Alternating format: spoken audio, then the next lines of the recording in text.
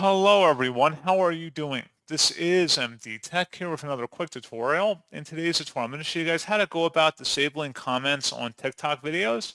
So this should hopefully be a pretty straightforward process, guys. And without further ado, let's go ahead and jump right into it.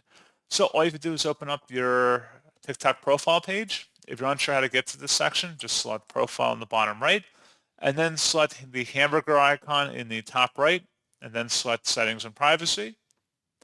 Underneath Content and Display, select Activity Center, and then scroll down where it says Manage Comments Permission. Go ahead and left click on that. So now you can adjust whatever videos you want to adjust the comments for or the comment settings for. Just go ahead and check mark next to that video in question, and you will select Next. And you can select either Allow Comments or Don't Allow Comments, and then the Update button, and that is all you have to do.